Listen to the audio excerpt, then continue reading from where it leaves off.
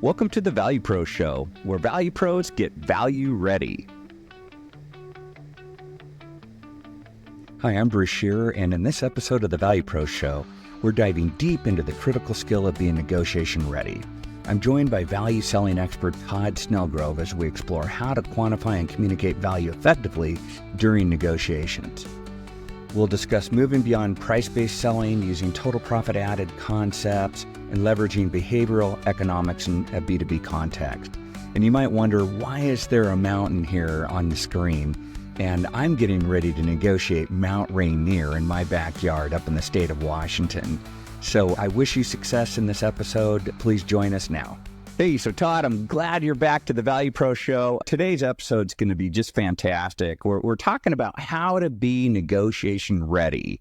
And just to give a quick level of context, we've put together a value-ready assessment, and it follows the buying journey across these 4 key phases of build trust, understand needs, deliver insights, and then drive execution. So Todd is just a pure expert around how do you drive execution in being value ready. So there's 3 key dimensions that Todd's talking about. The first one is approval ready, and we have an episode on that. And I strongly recommend you watch that or listen to it on your favorite podcast player. But it's fantastic in terms of just getting everything approval ready. Next, Todd's pushing into negotiation ready, what we're talking about in this episode.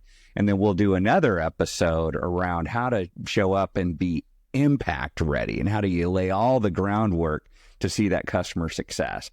So that's the overall context. Again, we're all into this area of driving execution, which value pros do. So Todd, let's go ahead and jump into being negotiation ready. What do you have to tell us here? Well, thanks, Bruce. And in the last episode, we talked about making sure we're engaging procurement, engaging them early, getting them to think about value versus lowest price, and so that we're prepared when we get into negotiations to frame that and have that discussion and price based on it. So that's what I want to talk about today. And the first thing I want to make sure is that people go in with what's truly valuable to the client. And I know we've covered this by the discovery sessions and all that, but I hear a lot of people using the term USP, unique selling proposition. Mm-hmm. That's famous value. And I'll give you 2, I'm going to say quick examples. It's unique. The assumption is unique is valuable. And I'm going to give a story of this bearing company I used to work for. Great company, but 2 examples of what was unique, they assumed was valuable. So the first one was when I was interviewed for the company 30 years ago in Canada. The managing director was Swedish. And I said, and I'm making numbers up, compared to certain competitors, we're 10, 15, 20% higher in price. Why do they buy from you? That was my attempt to ask what their value proposition was when I was a 20-something-year-old. And he looked at me straight faced and he said, we're Swedish. I started laughing. And then I realized he wasn't joking and went, I just cost myself a job. Oops. And he goes, no, you don't understand. And I said, you people pay 20% more on a $10 million contract because your head office is in Sweden? Yes. And I just said, and he goes, what I meant by that was, and I'm going to paraphrase, we spend more money on research and development. We have more engineers, whatever it was. But that's not the same as where your head office is. And you wouldn't believe how many times I hear, I'm closer. My head office is American. Don't get me wrong, buy American. But I mean, the location of your head office better be only a very small part of your value proposition. Mm-hmm. Second one, this is hilarious. We'll come back later and talk about how to develop new products and put the value concept throughout it. But this company created a bearing that was quieter. And in a very niche market, sound is important. If your dishwasher is running in where your kitchen is, sound, etc. But of course, they took this value proposition, this bearing will run quieter, whatever the measurement was, and they launched it to every market. And I was with a colleague, and we were going to a key account meeting at a huge paper company. And of course, they put the meeting in the management room on the floor. So you have to walk through the facility. You get there, we sit down, and then in comes the management team. And they walk in with the hard helmets on, the safety glasses on, and the earplugs. And my colleague, of course, doesn't pivot. He goes through the presentation because that's what he had prepared. And here's our head office. We've been in a relationship. Third slide. And this new solution we want to talk about is going to run 10%, whatever it was, quieter. The manager stands up, the maintenance manager stands up, he goes, "Are you serious?" I'm like, colleague goes, "Yes, we can prove it." He goes, "Have you ever been in a paper mill?" And I just started laughing. Like, the sound of the bearings you couldn't hear because the machines make all the noise. The point is, just because it's unique doesn't mean it's valuable. Here's something unique, and I'll leave you with this, Bruce. I'm Canadian, not American. That's unique. Does it mean it's valuable?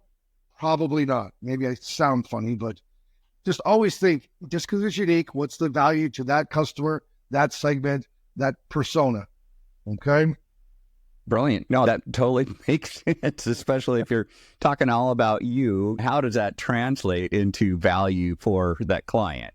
What's the real meaning behind that? If your location's a certain place, what's the value? So what? Just playing that technique, Todd. So what? Where's the real value? 100%. So what? Yeah, whatever. What I want to talk about is, if you're going to do value quantification, you're in the negotiations, you need to be prepared, which hopefully by now we all agree to. But the question is, where do I find the numbers? And before this thing called the internet, it was much tougher. But believe it or not, there's great places. One is company targets. Most companies in their 10Q, their 10K, their core annual report, they'll put numbers in, go in, search the document, and just look for numbers or downtime or these types of things. Especially if it's a key account. I mean, again, you're not going to do this for everybody you're talking to, but they will put their targets there.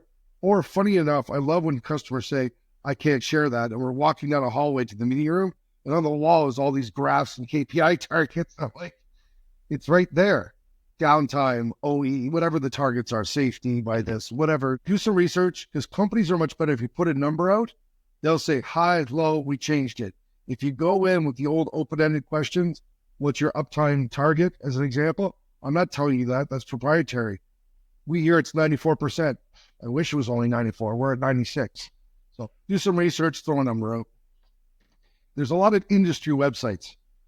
And I think here's an example. So this is, believe it or not, there's an industry website for packaging machinery, people that make machinery for the packaging industry. And they wrote a report on the total cost of ownership for the food and beverage industry. There's KPIs all over this. So if I can't get it from the company, I do an industry search. Pumps, average life of, I think, Google search. What is the average downtime? I mean, especially with AI that you can do these days. Ask to walk the process. Believe it or not, some companies love to take you on tours. They have full-time people take you on tours. And I hate to say, act dumb. How come? What does that do? I got away with it because I wasn't an industry expert, but it's amazing what I'd see. I remember walking a pulp and paper facility, and I didn't realize how many pumps they had. So I asked the gentleman, I said, "Any idea what your life is on these pumps?" And he says, "Yeah, we get 3 years." And between you and me, I knew best practice was 11 years. I just found an opportunity. But again, walking the facility, for some reason, didn't think of pulp and papers having pumps. I'm smart to that stuff. When you're doing your research and asking the customer, one customer said, "I can't tell you this." Turns out I Googled the customer's name, reliability. They had written reports that were published at conferences that had detailed numbers in it. So one person said it was proprietary, the other person said it's not. This is the idea of what's the average life of a pump, what's best practices with the pump. I mean, again, getting some KPIs by application or whatever you're selling into. And then you can always put a what-if number out. It's just one of these things. I don't think we live on these, but if I could improve energy by 1%, what would that be worth? I didn't say I will. I know that I have a bunch of solutions that are energy focused. I didn't know this, but I was in South Africa once, and there was a thing in some paper. The percentage of energy consumption by the steel mills was just horrendous, we'll say. So I'm like, oh my word, if I could change that 1%, that's more than their total spend with me. Didn't say I could do it, but I think we need an audit. I know I've got 20 different offerings that can do this, but I didn't realize the impact. So what if, big number, I got some stuff there, let's have a meeting and really see what we can do here. I love it, what you're saying there, especially as it relates to being discovery ready. We have another episode on that I hope everybody will check out because it's really brilliant. And Todd's just really making this real. How do you be discovery ready and all that preparation that needs to go into being negotiation ready? So just absolutely perfect. Love it. And Bruce, a simple takeaway is if somebody gets industry information, that's great. I mean, I don't need to know each company's numbers. It'd be great if I did, but put a wiki somewhere. I mean, we don't need another SharePoint, but somewhere where you upload this stuff and then have somebody smart correlate it, clean it out or something. So you start to build that industry application, your solution knowledge database. So every time somebody's going to a client, they don't need to start from scratch. Because my guess is your colleague's going to end up with a similar client. Go, I'm calling on Coke, not Pepsi, or I'm calling on Miller Brewing. Close enough for me to get some ideas. Yeah, absolutely. Building that benchmark database, et cetera. How smart is that? So just to help everybody for some of those repeat conversations that need to be having and building that credibility. Perfect. Absolutely, Todd. The last point, one of my consulting clients, they hired summer marketing students and a summer engineering student to do it. They listed all the things we're looking for and by industry. And it turns out these kids can go through the internet much better and faster and find stuff than the smart people who go through and go, that's BS, or that's old, or we don't agree with that. But I mean, either way, there's ways to do it that's not near as time consuming as it might sound. You bet. Makes sense. I wanted to just talk quickly about, we're in the negotiation phase, but to make sure that value is part of all the solutions you're bringing to your clientele. Because we're in negotiation, they're going to challenge you. You said this solution will save me this much, as an example. You better have some meat behind there, not just a bunch of what ifs, or I hope it could, or, I pray that it will be. So this is a process called the stage gate process. When people create new products or services, I don't want to get deep dive here, but at every stage, you should be asking yourself a value question. Okay. So when the company's thinking through, what am I going to build, when, where, why, and how? The question is, what could that value be for the customer? And I've got a database because I've been working with tools that say for this industry or for this benefit, energy reduction, it had this much of an impact. So I should be building things that have big impact. No impact, quiet. Why would I spend a bunch of money on doing something quiet if the value quantification says there is no customer value? That's a stop. Or it's very niche. Maybe we realize it's a niche product, needs to be priced differently, but I'm amazed at how many companies launch a product and then you find that there's no customer value that's quantifiable or the customers are willing to pay for. I would go back and go through the tool and say, I've got data points. Downtime is big in this industry. Does this solution do this? So I can mine what I've done by benefit to figure out the possible or probable range of impact. Build a customer what-if business case. Not if everybody bought something, we'd sell this much. I love that thing. But if I did something that helped increase production by 1%, what would that be worth? And then start to say, well, wait a minute. If it's only going to be worth X to the customer, I know that the cost is much more. I would probably stop. If I can increase sales force efficiency by 1%, making a number up, and my target customer is X size, but the solution is going to cost Y, I got a problem. So value better be higher than cost by now, by a magnitude.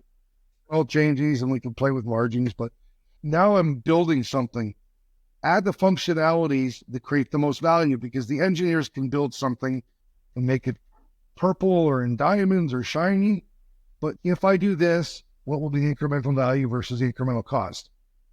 Trade-off discussions. And then when I'm testing these with customers, get the validation. Here's existing state, here's whatever their energy is or lubricant or downtime or whatever that is. I did my thing. What was the change? I'm amazed at how many companies launch products or services with no benchmarks. Like nothing. I mean, and I'm like, you tested this. Why didn't you, well, we didn't think to. Oh my goodness. I better have a business case that's a sample by some basic examples, a process industry, a discrete industry, a big customer, a small customer with somewhere, because then the sales team can go higher or lower, but it looks and feels like I've got something. I've got the value case. I've got the value story. I've got the value research versus most companies go through this thing that they throw it to marketing and sales and go. And last statistic, and I can't remember where this came from, but something like 90% of new products fail. Probably because they didn't put the customer's value mindset through anything. I can build it. They will buy it. I want to build it. It's neat that I can do it. Those are not why I'm going to buy it, and they're not what I'm going to pay for. Well, Todd, this is super interesting. I love how you're laying out kind of this product development process and how you should be thinking about what you're building in terms of the value it's delivering, and does that exceed the cost of building it and making that relevant for that buyer. Through that whole process, getting benchmark data, looking at test data, which is often missed, where you have an opportunity to prove what that value could be. Well, any other kind of thoughts around this to summarize what you were just talking about? The only thing is, it's the same process for service creation or software. When I say product, it's because I can't say 3 words all the time, or we run out of even more time. But it's maybe as a small variation, but I've done work with the software world, and I'm amazed. I built it, and the customer goes, that doesn't create that much value for me. That's neat. Totally makes sense. Excellent. Okay. So, yeah, again, just wanted to hit that point that, you get that value knowledge as you're building things so that you have it, because you will be challenged during the negotiation. So we talked about where to find some numbers, and then also to make sure we got some numbers while you're building things. We're in negotiation. There's a bunch of different negotiation things to think about, but one that I'm amazed at is that companies don't have a list of trade-offs. We never haggle. Haggle means when you ask me to do the same thing for less money. I'm going to negotiate. You don't want to pay X? Fine. I want more share. I want better terms. I want a longer agreement. I want an annual price increase. I want a customer video testimonial if it does Y. I mean, if you brainstorm with your team of all the possible trade-offs, and then maybe even put what is it worth to the company, now you've got a zing and zang, what's it worth? Because marketing might say, a video testimonial, I'm making up a number, is worth 20 grand. To the sales team, it might not be. I'm making numbers up, or giving away terms might mean more to you than you think, or might mean less. I don't know. But there should be a list that's built with all the smart people in the company, because everybody will have different value drivers, so that you have that there. It's not just price. So I think it's a great exercise just to do on a Friday afternoon meeting with the team. What could we do? And just having that list, one client that I work with had their people, they laminated it and put it on their desk. Because they said, you get into the negotiation, or the customer asks, could you just rush ship that? Okay, I won't charge you. I mean, yeah, I'm going to charge you. So build your trade-off list ahead of time, and what is it worth to you? And if you're smart, you can figure out what's it worth to the customer. You want to give away things that are worth a lot to them and not much to you. Perfect. Oh, it makes sense. Yeah. And getting you out of the zero-sum game where it's just take, but give to get through all these different mechanisms of trade-off. Yeah, that's really smart. One thing from a procurement person, which, again, blew my mind, was we were doing everything based on dollars. And I think after the first year, I had a key account person that was managing the deal. I was the commercial person. And I think our sales only went up like 4%. So we're like, whoa, he promised, blah, blah, blah, get on the plane, go there. He goes, Todd, we're in the middle of a recession. We sell to the automotive industry. They're not buying. What we should do is renegotiate this and make it market share. I can control market share. And as I grow, you grow. Number one. Number two, you kind of told me that the more I buy from you, the more I spend with you, the less I'll spend. It'll last longer. So technically, dollars, and like I said, I can control it. And we do, you know what? Lines is better long-term. It's less cyclical. So imagine the market doubled. He'll hit his target of moving up 10%, but there was a lot more on the table. So again, it was one of those learnings afterwards. I'm like, yeah, market share might be a better way to do it. Okay. Yeah. Makes sense. So I use a model to try to figure out where the value is for the customer. You've got a tool. I just wanted to put this out there, and I make sure the procurement and the technical user understands it. It's an evolution of total cost of ownership. But now we're into the real numbers. We've shown them some business cases. Now we want to show where it's going to hit, who's going to get the benefit, how is it going to be measured, Maybe do we contract on it? So total cost of ownership only looked at helping customers reduce costs. My position is I do a lot of things that help a customer be more profitable. Increasing revenue is not a cost reduction, as an example. Mm-hmm. So I was sitting with a procurement association, believe it or not, Bruce, at Oxford in the UK. It was Chartered Institute of Procurement and Supply. And I was saying this, and the professor there, Professor Choi, said, you're saying that if we follow this method, we'll be more profitable. I would call it total profit added. And I'm like, done. So that's how we came up with the term. And I quickly go through the concept. I'm going to apply it to somebody that makes and somebody that buys a car. Now, this can be evolved into any industry. So renewable energies calls it levelized cost of energy. The medical world calls it total cost of care. Take the model, change the words, change the value drivers in each one of these processes, but it's somewhere to start. Mm-hmm. Okay, so use a car because most people should know what a car is. There's a group of people that design and build cars. Okay. Now, those engineers are making design trade-offs. They could make that car last for 1,000 years. It'd be in diamonds and stainless steel, but the price would be too high. So they're making design trade-offs of what do we think customers want? What are they willing to pay? How long do we want it to last? But there's also things that you as a supplier could help that company do that are not cost reductions. If you could help them get to market earlier than they were going to be or earlier versus a competitor, in some industries, that is huge. Now, if you're selling in the high-tech world, those life cycles of, we'll just say a phone is 2 years. And if they're waiting on a chip or they're waiting on the packaging or whatever, if you could, time to market's everything. Pharmaceutical world, it's a 10-year patent. I've heard stories of people spending 1 year to 2 years getting the production ramped up. I mean, time to market can be. If you could help them increase their sales, I've added something to your product now will be easier to maintain. Your product will use less water or energy. I can help you differentiate and sell more. It's not a cost reduction or margins. So somebody builds something. Quick story, Bruce. Now we get to this phase called acquisition. I'm going to go off topic here, but I think it's very important. So I had a slide that had these components to it, and I'm in South Africa years ago, and my CEO was in the room. I had met him, but he wouldn't have remembered who I was. And the best thing is he had to listen to 90 minutes of me do my value quantification to a big distributor customer conference that we were hosting. And he grabbed my boss, who was the president at the time, and said, I need that guy. And Phil goes, of course. So I meet our CEO on the cocktail hour, and he goes, hey, first thing I want you to do is talk to our chief procurement officer. He talks value, says we buy by value. We give rewards to our people based on total cost. There's no way he's got a model as advanced as what he said is what you have on the sales side. And I want, if I believe this on my sales side, which I truly do, I should be buying this way. So I sent an email to this gentleman. His name is Bo Inge Stenson, Swedish gentleman, older than I am, been in the business, procurement his whole life, very smart guy. I think Volvo and then Sandvik, like he's been around.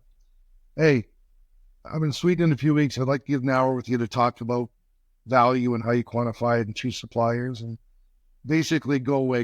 And I'm like, hey, your boss told my boss that we should meet. I'm like, let's just meet and get it over with.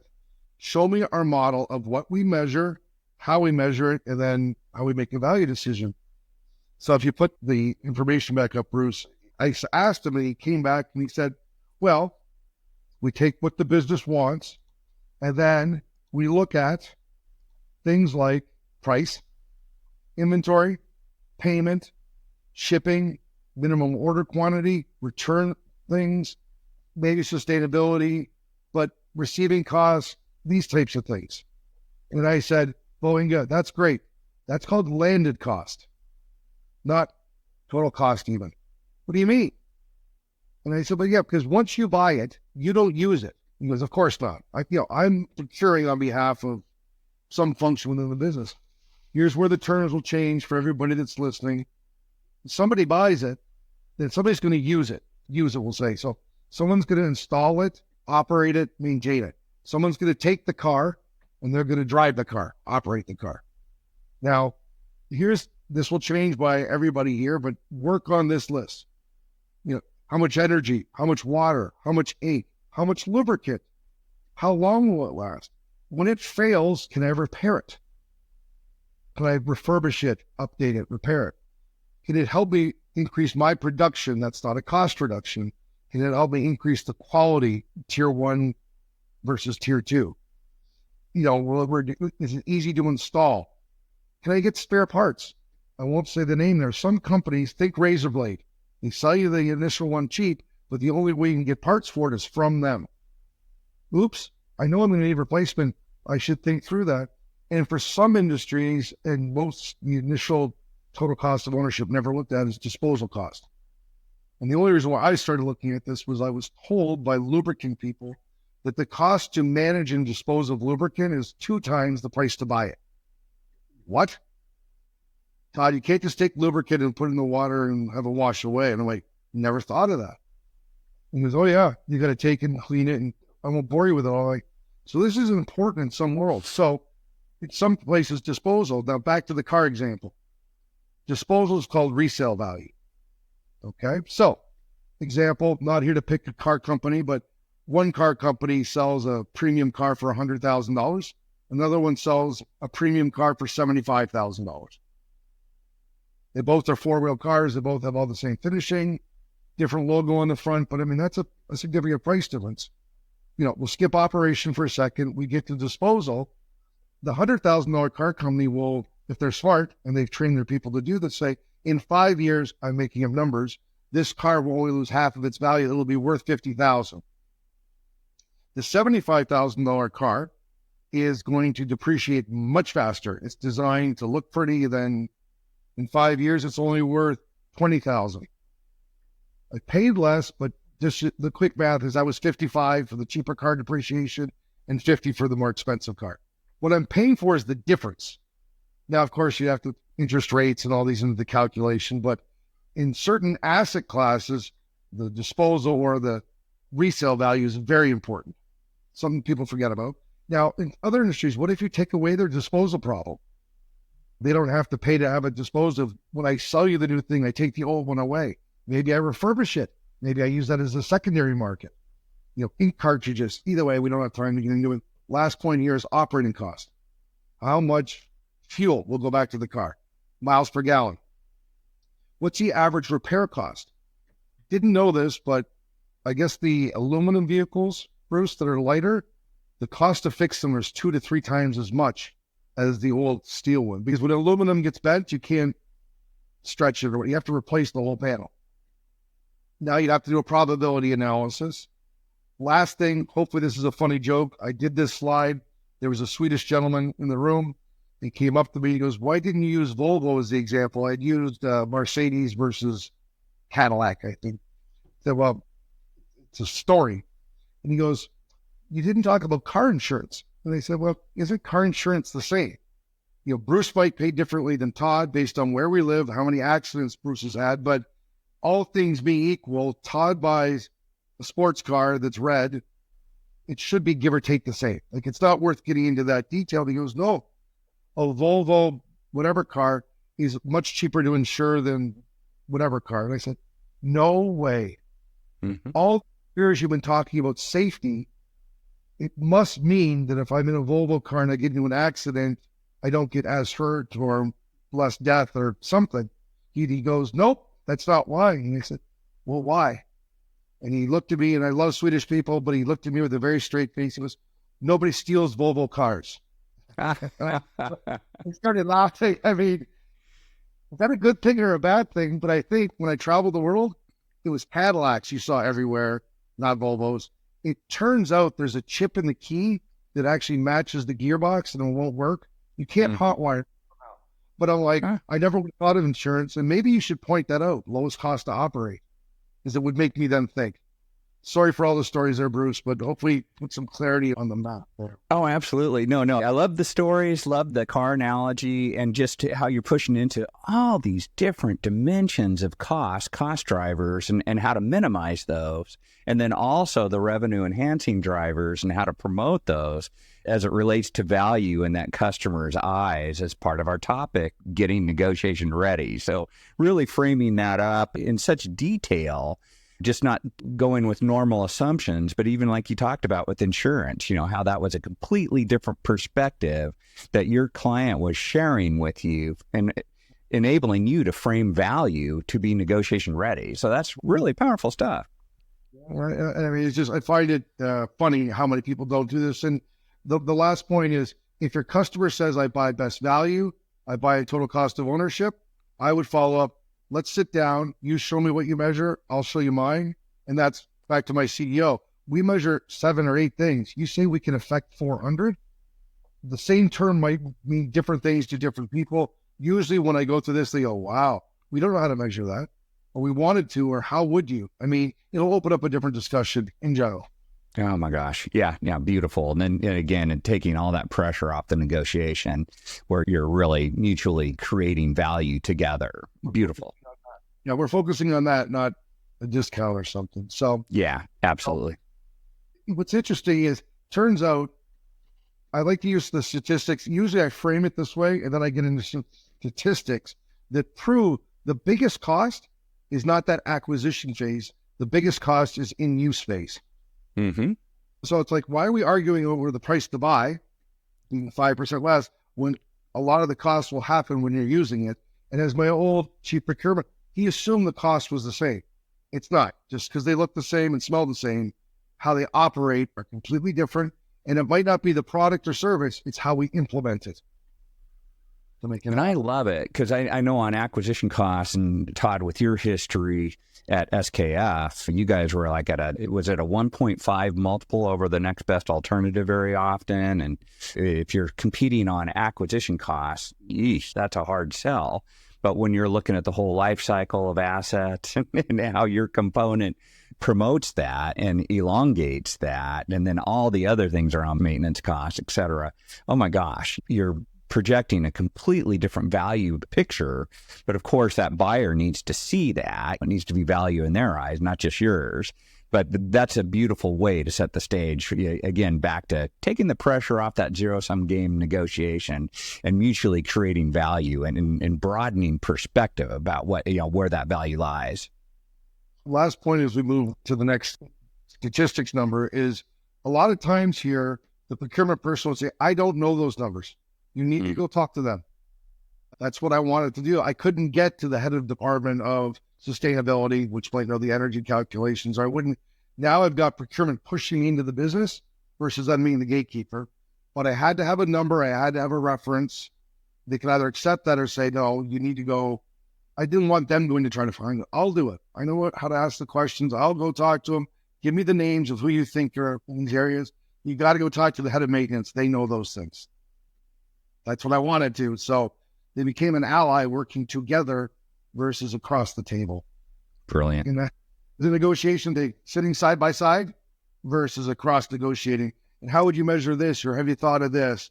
We've talked about it. We don't know how to do it. I've done some research. I can help you. And so you see that the big numbers are usually in the operating phase. And if you do the research, you'll be able to find numerous statistics. We don't have time to go through all of them. I'm going to use one set of examples here because I come from the B2B world. So this is Accenture's look at total life cycle costs on different assets. So we can look at 4 different types of assets. Say you were going to buy a new airplane, a Boeing or Airbus. Only 8% of its cost is the initial price. 92% is during the use of it. Financing, depreciation, fuel, maintenance, labor on the plane, these types of things. A Class 8 truck, which is an 18-wheeler, it's 11%. 89% is when you use it. Industrial equipment, gearboxes, fans, blowers, pumps, it's 12%. So I used to say to customers, okay, and And it's tough listening to this. Maybe grab a piece of paper, come back and listen to this when you got some paper. But I'd say, you want to know what? I could make your product 10% more expensive, which is a big deal. Somebody's selling a $10,000 piece of equipment. I'm going to make it $11,000 by changing a component. Like, the components are only a small part. But I'll help your customer reduce their operating costs by 2%. And I remember the first person that I said this to, he looked and said, I don't know what math they teach you in Canada, but why would I ever, actually it was my chief procurement officer, why would I ever pay 10% more to get 2% less? And I said, you need to look at the denominator. What do you mean? A 10% increase of 12% is 1.2. A 2% change of 88% is 1.76. Trust me, when you got a piece of paper, you do 2% of a bigger number is more impactful than 10% of a smaller number. Okay. Wow.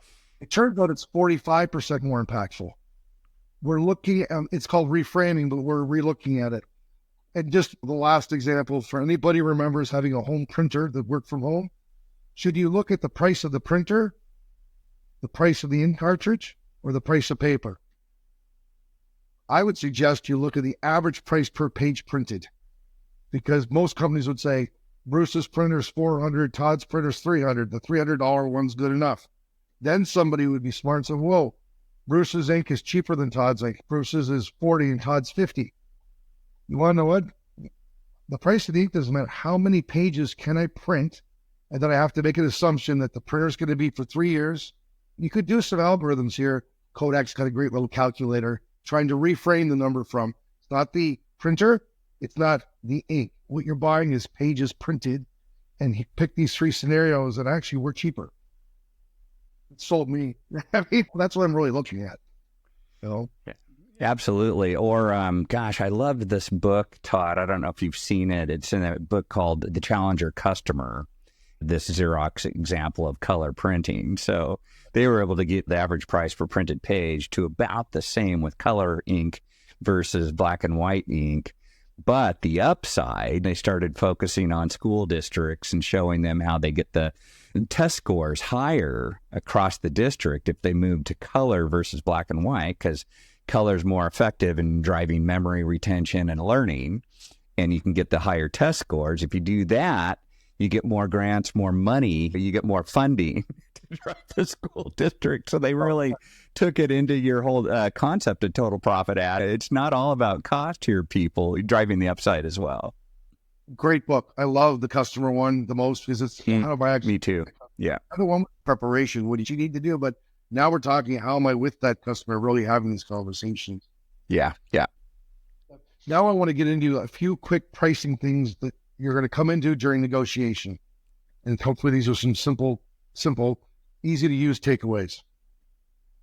So the first is something called ZOPA, Zone of Possible Agreement.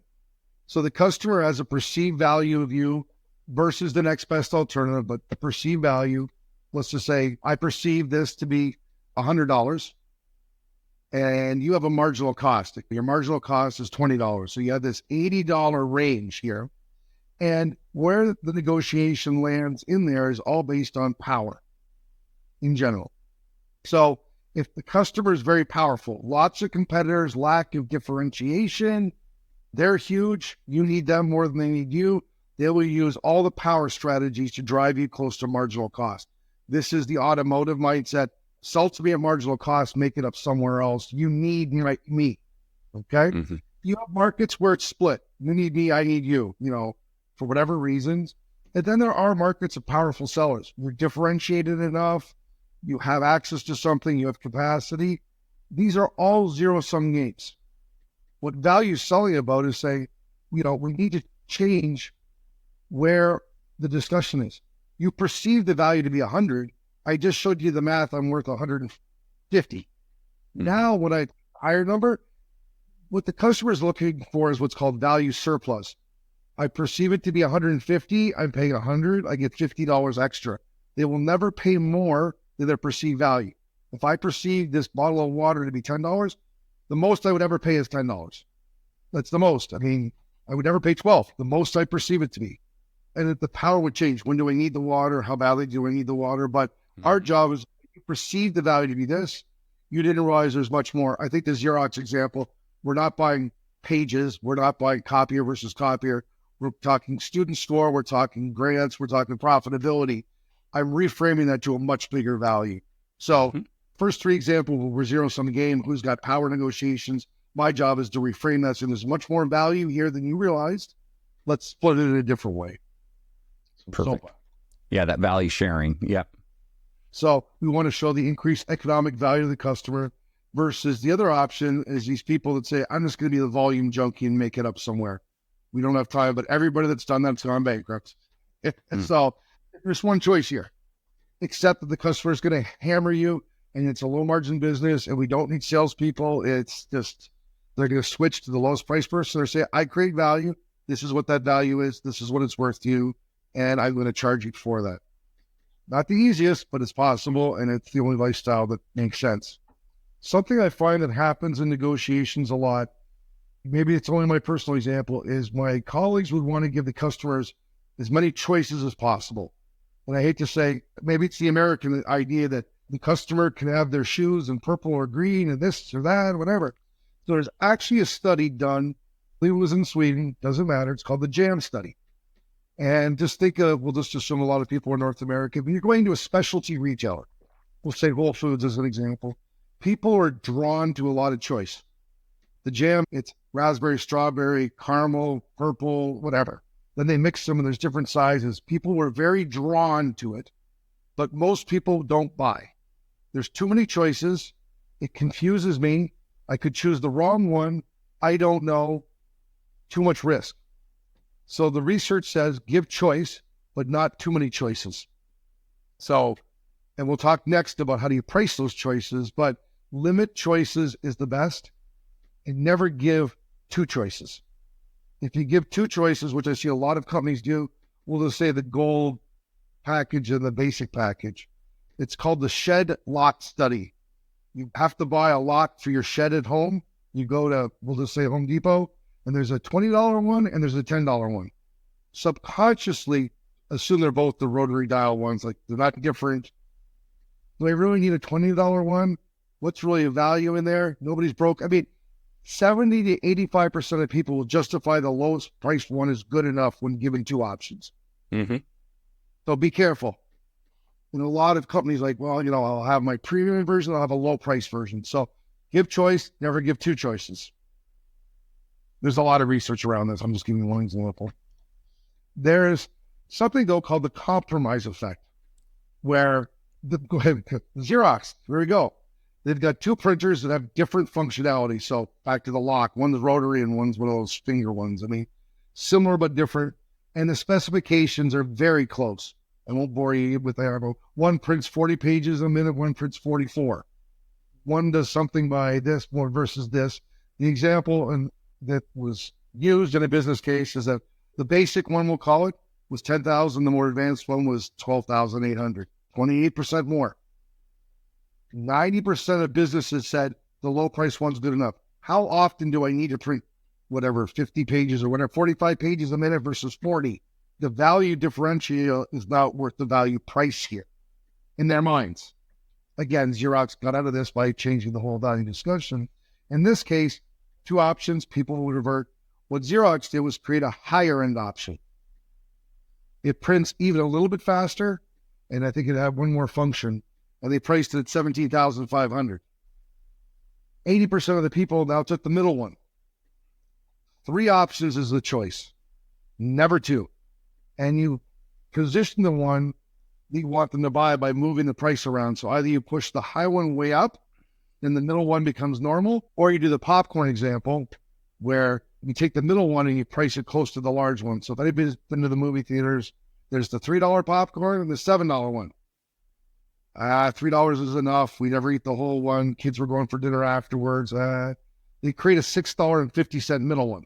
Nobody's ever bought the $6.50 one because for 50 cents more, look how much more I get. You've anchored on something else. So I know these are B2C things, but you're seeing this from Xerox. The Wall Street Journal has done it. Apple does it. But I think the consumer examples are what I'm trying to do is because we've all done it ourselves. So give choice. Don't give too many choices. Three's the optimal number.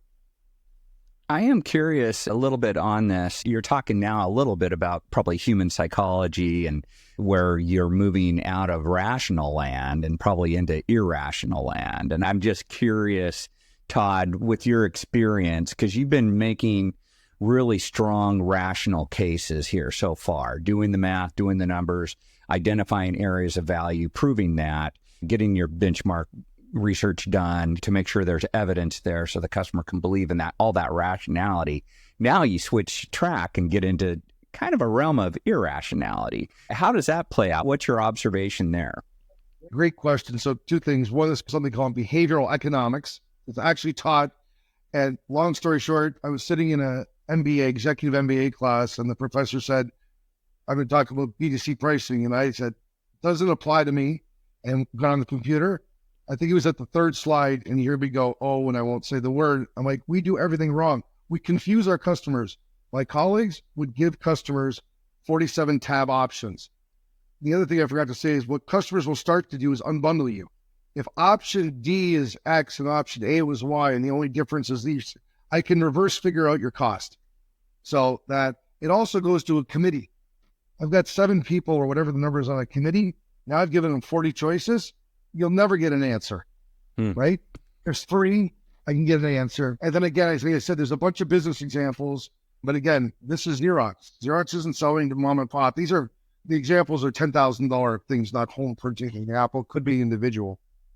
It's funny enough how behavioral psychology exists with all of us. And back to the last episode, which hopefully everybody's listened to, remember the Aristotle 3 elements, the logic, but there isn't an emotional thing happening there. Again, maybe it's just Todd. Well, for that much, a little bit more, look how much more I get. Or the other way around, I don't need that.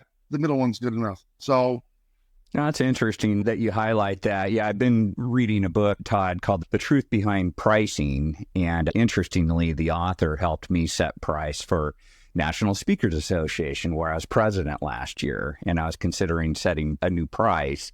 But we had to really look at the behavioral aspects of all this and how many members were we going to lose by making a change versus can we do a better job of showcasing the value behind the price that we had? We chose the latter. But again, we really went into the area of behavioral psychology more than the rational dollars and cents. And it's interesting to hear you say that, hey, that people are human. Humans buy from humans, and this tree's all the way up to mega B2B buying decisions. So very interesting. But even in the B2B world, I could have the most expensive version, unlimited services, 24-hour turnaround time, free repair. I would get very excited about it, but in this case, the middle one's good enough, right? So I can use services around the product to make these bundles. If it's the exact same product, that when you pay for every call, that's 7-day turnaround time. It's a pass-fail, 1-year warranty. The one on the right costs more, but it's unlimited this, that. I paid. Again, you can use services around the product to differentiate them, even if it's the same product. That's why I say a lot of B2B companies doing SLA, or service level agreements, is mean the terms. Excellent. So one thing that I did 100 years ago was create a value agreement. It's not near as complicated as it sounds. We can't get into all the details here, but yes, I'm higher priced. I am not discounting. I create value. That's my short speech. And what I'm going to do, I'm going to guarantee that value. If I don't deliver that value, I will write you a check. What's the downside? And we'll, in the next episode, I'll maybe add some more color on this, but we'll just use 10% because it's a number everybody can understand. But a 10% value agreement every year is worth more than a 10% price cut over 5 years. It's actually worth 3 times as much. 1, it compounds. 2, it's something you've learned. Once you save 10% energy, you keep saving 10% energy. Once you reduce your inventory, whatever that's worth, you keep saving it. We don't have the math, so I had a tool because back in 20-something years ago, there was no tools to use. Spent way too much time and money building a tool, but built one. And back to the 3 options, we had an option which was the full service Monty. Think of the outsource deal. Pay me less than you're paying now, but you're going to pay me all these performance kickers. Okay? I'm going to come in and take over your IT, as an example. What was your average cost to run it? I'll do it for less, but when I hit these KPIs, you pay me more. Customers loved it. Nobody bought it. It's a great way to get you excited. Very few, I wouldn't say nobody, but very few. It's, okay, you're a supplier. Now you want to take over my paper mills, my steel mills. You're only a component. I make paper. What do you know? But if the customer was hammering me, price, I guarantee you a cost savings tomorrow. What are your 10 KPIs? Pay me a little bit less, but when I exceed those, you're going to pay me, and it's between us, it's going to hurt. It's a way to rediscuss the argument with customers. They're like, whoa, full Monty, the right side of that 3 options. You're still getting the bearings, but now there's people involved, and now there's a performance metric. We had this tool to measure no matter where we were. What I ended up doing was creating a more simple agreement. This is probably 5 pages that we had to add appendixes. It says, look, I'm going to guarantee you 10%. Okay. And if I don't, I'll write you a check. I signed over 200 of these with Fortune 1000 companies. Coke, Pepsi, I won't go through name, paper mills, steel mills, OEM.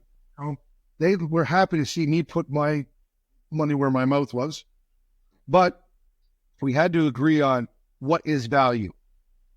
They might say, not that this is right, I don't care about labor. It's a fixed cost. I'm a union facility. You can't affect it. So then I'm not going to save labor. Well, wait a minute. I kind of like it. So by saying I won't do something, I got them to really figure out what value was. We talked about geo-stupidity type thing. I mean, we'll get to that. We have to agree on how we're going to quantify these things. Energy is kilowatts time, whatever that formula is. Inventory reduction is whatever. I also agreed to what numbers we will use. $25 per hour, I'm making numbers up, for a maintenance person. There was one client in Europe, well, it depends on the level of the technician, and depends on which, no. This is not a cost accounting down to the 3rd decimal point, because I don't know Bob, Machine, or Joe.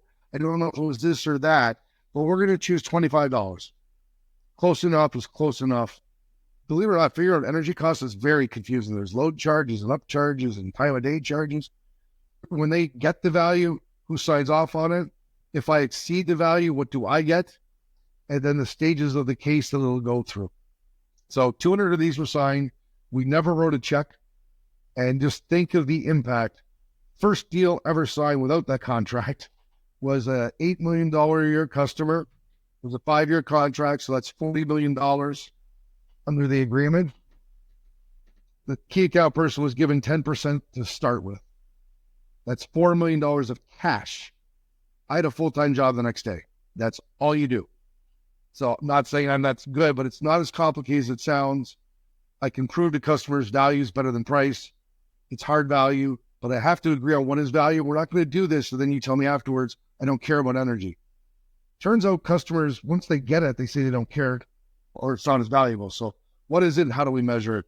And I think this is a great quote from my old CEO. How many different and creative ways does my sales team have to discount?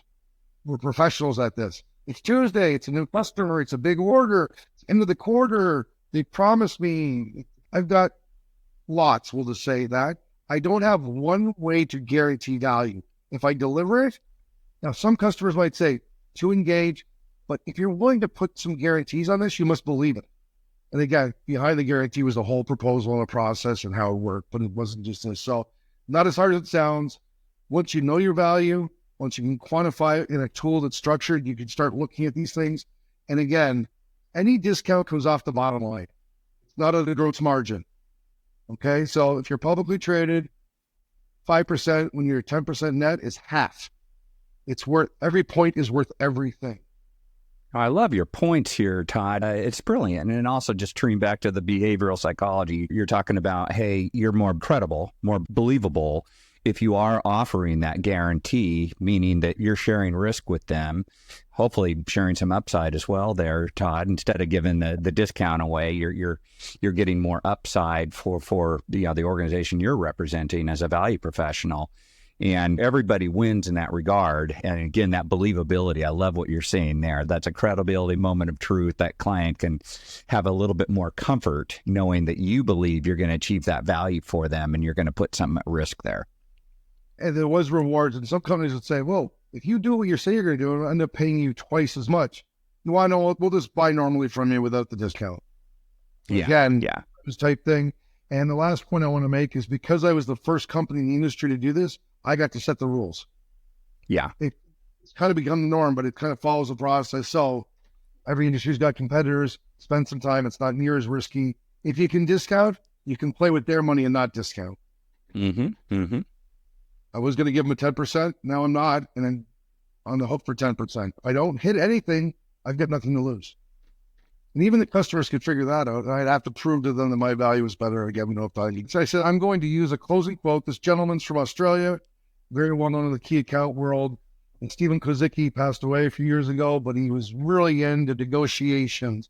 And we did a session together, and he says, you can't create and demonstrate, document, and quantify your value proposition. You will die in 5 years. Or prepare to live the life of being a commodity company selling on price. And anybody that knows anybody in that, that's not fun. You won't make any money. You won't have any fun. They will leave you at the dying because somebody's cheaper, and it's a race to the bottom. So I'm not saying it's a snap of the finger. It's easy. Get some focus, get some commitment from the team, put a plan in place to do something. You've heard 9 episodes now. The tools are there. The training is there. The techniques are there. There's companies that do it. It's possible. You just got to make the commitment that this is the number one priority in the business. Excellent. Well, Todd, this has been a fantastic episode. I'd just like to mention for everybody, Todd's featured on some other episodes here, all around driving execution. Again, you can listen to the Approval Ready episode, and I hope you enjoy that. You can also watch it as well. And then what we've just concluded is Negotiation Ready episode. And then I'm excited for Todd and I to get together again, where we're going to be talking about being impact ready. So thanks so much, Todd, for this episode. Great content. Thanks, Bruce. Good seeing you. Thanks for tuning into this episode of the ValuePros Show. We've covered a lot of ground on being negotiation ready, from quantifying total cost of ownership to being creative in your pricing strategies. If you found this valuable, be sure to check out our other episodes on being value ready. And don't forget to subscribe to the ValuePros Show on YouTube and your favorite podcast platform to stay updated on the latest value-based selling and negotiation strategies. Until next time, this is Bruce Scheer reminding you to always lead with value.